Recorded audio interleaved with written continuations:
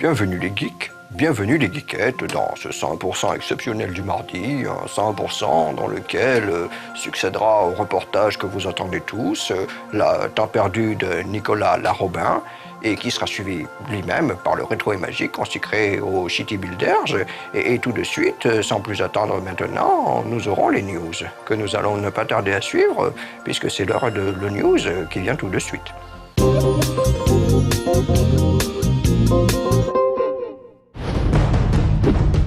Nintendo annonce l'arrivée le 9 avril prochain de Naruto Shippuden, Clash of Ninja Revolution 3 European Version. Il s'agit d'une énième suite au jeu de combat édité par Tommy depuis près de 7 ans maintenant. Pas de surprise, on retrouvera les éléments caractéristiques de la série, que ce soit les combats à 4 simultanément ou les graphismes cel-shadés. Outre des personnages inédits, cet épisode proposera comme principale nouveauté du multi-online, à 1 contre 1 ou par équipe de 2. Do you have what it takes?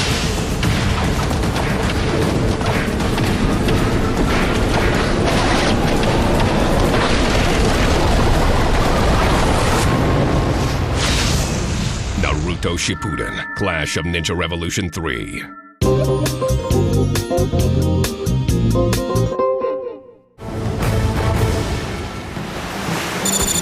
Capcom n'en finit plus de teaser autour de Lost Planet 2. Cette fois, l'éditeur japonais met à l'honneur le co-op à 4.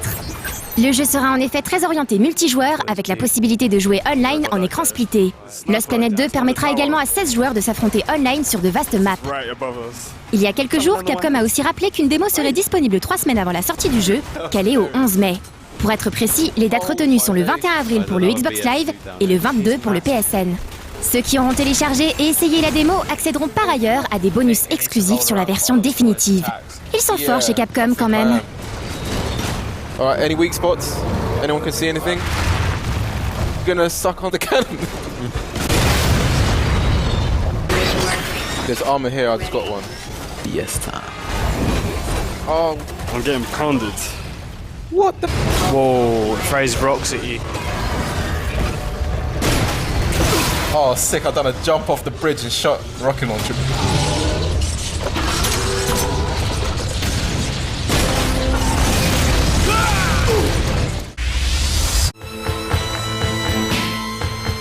Resonance of Fate, c'est le dernier RPG signé Tri-Ace à l'origine de séries ultra populaires telles que Star Ocean ou Valkyrie Profile. Doté d'un gameplay novateur, d'un univers riche et d'une mise en scène ultra dynamique, le jeu dispose de nombreux atouts à faire valoir. Pour en savoir plus, la critique aura lieu en fin de semaine prochaine. En attendant, voici le trailer de lancement.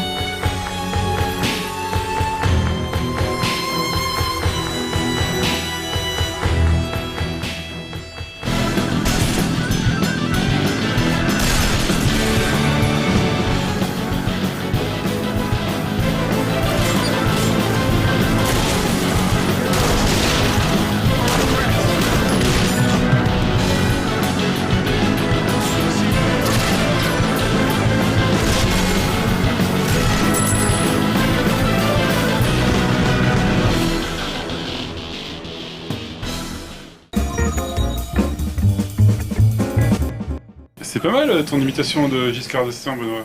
Oh, merci Alex, c'est sympa. Mais est-ce que tu sais faire Jordi? Merci beaucoup Alex. Je m'appelle Benoît, j'ai 25 ans et je présente 100%. Et tout de suite, après les news qui étaient super bien, on va regarder le reportage. La. Benoît, arrête, c'est affligeant là. Ouais, mais je me suis fait gifler à la fin.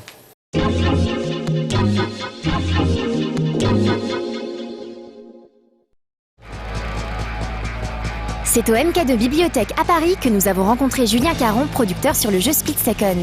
Après avoir travaillé chez EA Canada sur plusieurs titres de la gamme EA Sports, dont les NBA Live, il a rejoint le studio BlackRock situé à Brighton.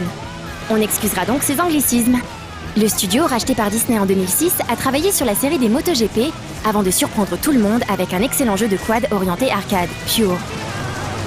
Split Second est présenté comme le projet le plus important de BlackRock, l'intégralité du staff travaillant sur ce dernier. Il s'agit d'un jeu de course où le joueur peut faire exploser des éléments du décor, voire des pans entiers du circuit via la fonctionnalité Powerplay. Pour la justifier, les développeurs ont développé un contexte scénaristique adapté, Split Second étant un jeu télé situé dans une ville truffée d'explosifs. On avait un concept qui était basé sur l'explosion, sur sur des moments épiques de show qui soient très visuels. Et donc pour ce faire, la seule explication plus ou moins logique qui était derrière, c'était on va faire un show de télé-réalité, un peu à la Michael Bay ou Jerry Bruckheimer, où il y a tout qui explose, mais il y a une vraie incidence sur le gameplay. Il ne faut pas que ce soit que du visuel, parce qu'on s'en lasserait assez rapidement, mais il y a une véritable incidence sur le gameplay. On ouvre des nouvelles sections du jeu, etc. etc. Et donc c'est vers ça qu'on s'est dirigé pour Split Second. Si le pitch du jeu est clairement arcade, son gameplay fait malgré tout la part belle à la conduite. Dès l'E3, en mai de l'an dernier, on avait déjà un mode de pilotage qui n'était pas complètement arcade parce qu'on voulait qu'il y ait un élément de maîtrise.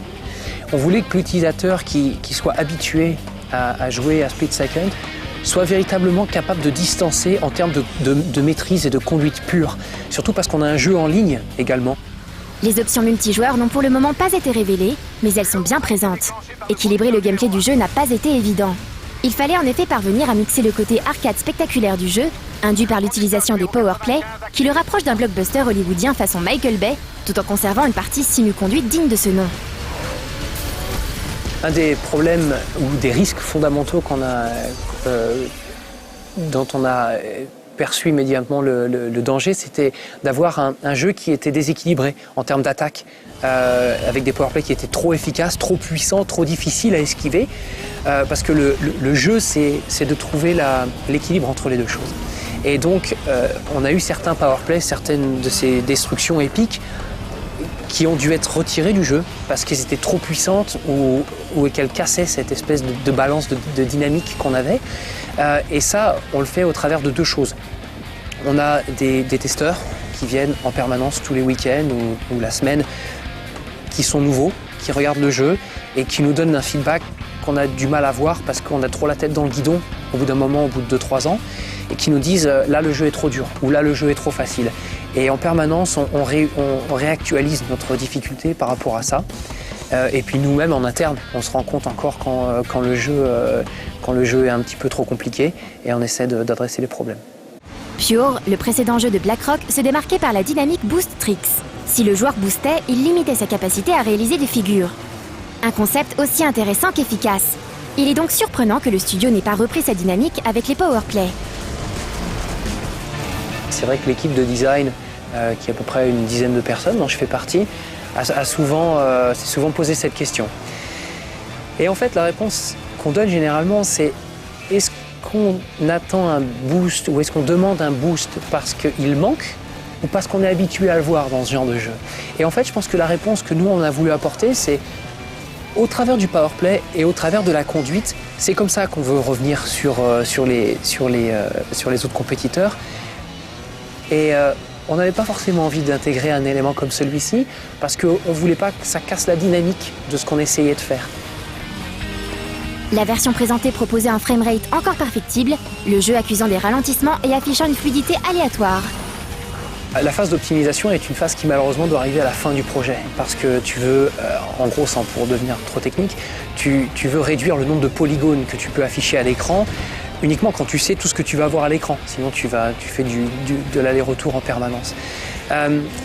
C'est une phase qui est critique au projet puisque comme tu l'as dit, il est très important pour l'utilisateur et le confort visuel d'avoir ce qu'on appelle un framerate, c'est-à-dire un taux d'affichage qui est optimum, qui est aussi rapide que possible, puisque c'est là où l'image est la plus pure.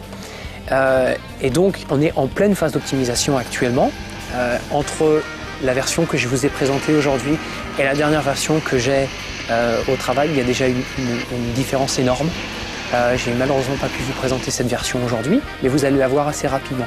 Et visuellement, vous verrez la différence immédiatement.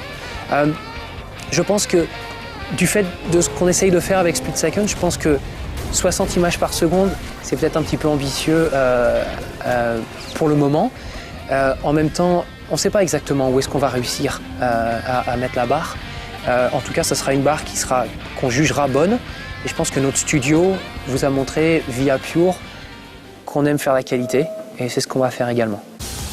Pure avait été l'une des excellentes surprises de l'année 2008 On peut donc en effet faire confiance à BlackRock pour nous proposer une expérience de jeu satisfaisante.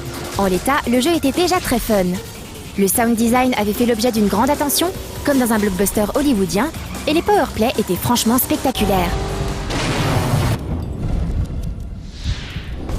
Espérons maintenant que les décors ne soient pas confinés à des cadres urbains et que la jouabilité soit suffisamment équilibrée pour permettre au jeu de donner sa pleine mesure en ligne.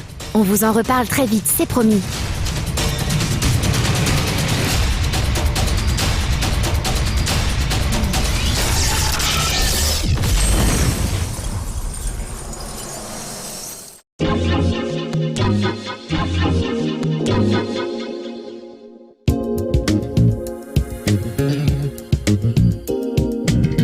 C'est vrai que Jordi, c'était peut-être pas une super idée. Par exemple, est-ce que tu saurais peut-être mieux faire Colaro? Ouais, bien sûr. Alors, je fais Colaro pour lancer la minute du temps perdu, bien sûr. Anciennement appelé Tonton Mayonnaise. Oui. Alors, temps perdu, à Nicolas Robin. Ouh. Ouais, c'est la Coco Girl, et alors? Bonjour, vous avez trop d'idées géniales pour produire de nouvelles émissions pour votre chaîne de télé préférée durant votre temps libre. Mais alors que faire durant vos heures supplémentaires? Bienvenue dans Temps perdu. Starlight 1, je n'ai pas le souvenir de vous l'avoir présenté. Alors c'est avec une joie non feinte que je vous propose aujourd'hui, sans transition aucune parce que j'ai la flemme, Starlight 2. Dans Starlight 2, donc, vous devez déplacer votre point de vue d'une constellation pour pouvoir en trouver la forme cachée. Par exemple, ici, la constellation de la Couronne. Et puisque je n'ai jamais été trop versé dans l'astrologie et ce genre de choses, j'avoue que tout cela, ça me fait bien marrer. Car en effet, si j'avais été du signe du requin, du dauphin ou du Sherlock Holmes, j'aurais eu la classe. Alors qu'étrangement, être du signe du chapeau ridicule de fin d'année, ça l'aurait fait beaucoup moins. Dans Imperfect Balance, toujours sans transition parce qu'il ne faut pas abuser tout de même, eh bien, vous n'allez pas le croire, mais il faut débalancer des trucs que vous aviez si bien entassés dans Perfect Balance. Alors, on pose des trucs sur les machins en espérant tout faire tomber, on n'y arrive pas toujours, on trépigne, on recommence et on trouve la bonne solution. Et là, notre cœur s'emplit de joie et de bonne humeur, un peu comme lorsque nous étions enfants et que nous réussissions après 8 échecs à faire tomber au choix les casseroles de maman ou le château de cartes de papa, ou plus simplement lorsque vous aviez si brillamment réussi à foutre le feu au rideau de votre chambre. Dans Clue Sweeper, encore sans transition, parce qu'après tout, vous le valez bien, vous incarnez un jeune détective qui, je vous le donne en mille, va résoudre des enquêtes.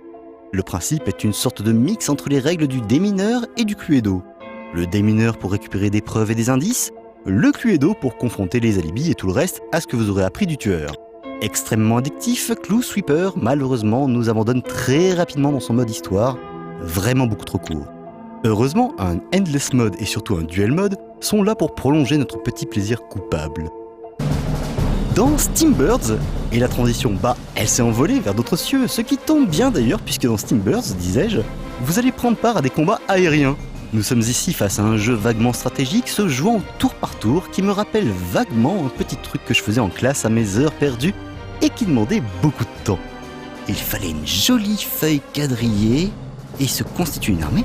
Ensuite, en faisant glisser un stylo sur la feuille, on décidait de la trajectoire de ces avions et des tirs qu'on balançait.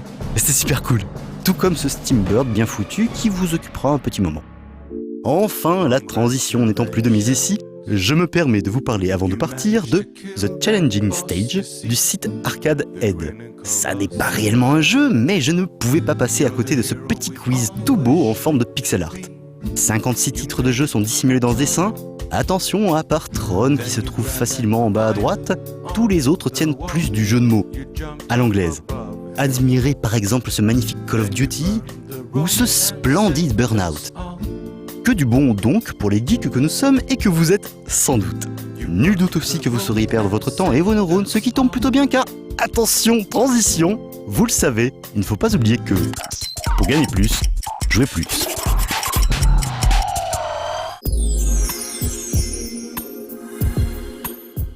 Là, je t'ai demandé beaucoup de trucs des années 80, et ils connaissent pas tous, les spectateurs. Par contre, peut-être dans quelque chose plus proche de nous, est-ce que tu sais imiter Marcus ?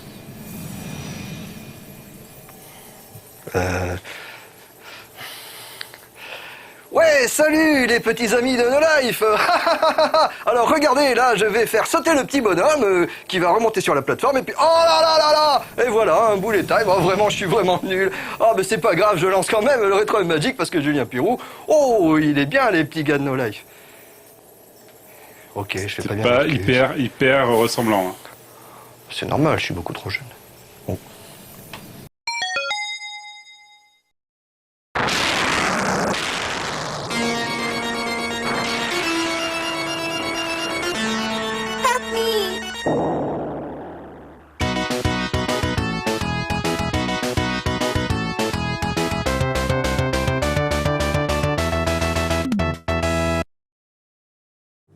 La semaine dernière, nous avons découvert la série des Caesars d'Impression Games, mettant le joueur à la tête d'une province romaine pendant l'Antiquité.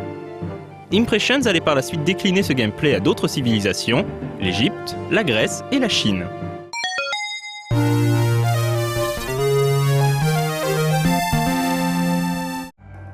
Un an après Caesar 3, Impressions sort Pharaon, un jeu basé sur le même moteur et le même gameplay, mais plaçant le joueur à la tête d'une cité égyptienne. Une fois de plus, le joueur doit développer l'agriculture, l'industrie et la qualité de vie de sa province, de manière à accomplir les objectifs de mission qui lui sont proposés. La particularité du jeu par rapport à la série des Caesars vient de la gestion des crues du Nil, qui doivent impérativement être prises en compte et qui viennent rythmer la vie dans la cité.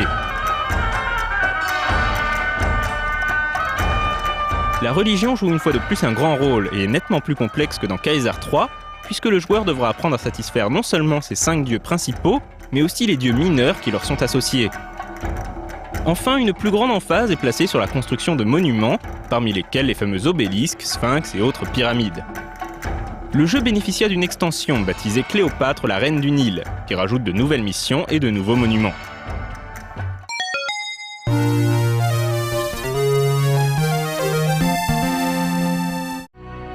Avec Zeus, le maître de l'Olympe, Impressions Games décline à nouveau le moteur de Caesar 3 pour emmener cette fois-ci le joueur en Grèce.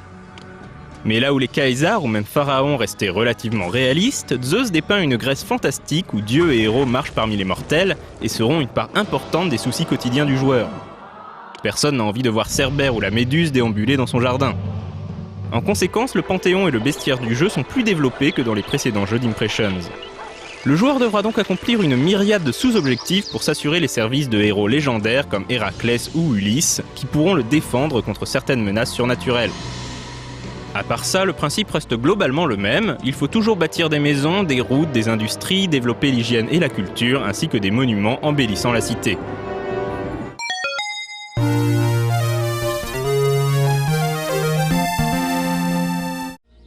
Une extension sera également développée, baptisée Poséidon, le maître de l'Atlantide.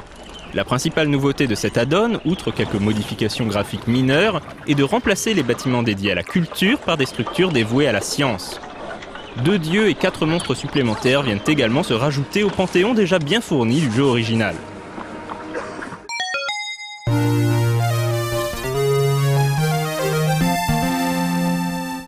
En 2002, Impressions Games sort un nouveau spin-off de sa série avec Empereur, qui se déroule cette fois-ci en Chine. Le jeu sera une nouvelle fois bien accueilli, mais beaucoup noteront le manque de renouvellement de la série. En effet, Empereur utilise encore et toujours le moteur de Caesar 3, et le jeu n'apporte guère de nouveautés à la formule habituelle. L'une des petites nouveautés proposées par Empereur est la notion de dynastie. La campagne couvre 3 millénaires d'histoire de la Chine, et le joueur sera amené à gérer les mêmes cités à différentes époques.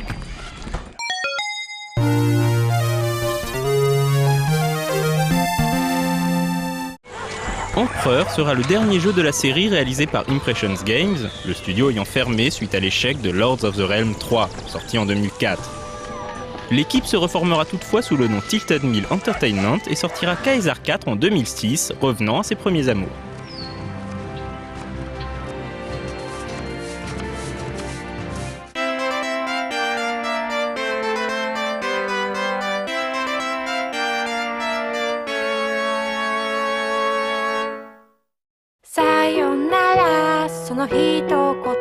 Juste pour voir ce que ça donne, tu sais faire, Sébastien? T'as décidé de me fâcher avec tout le monde, Alex?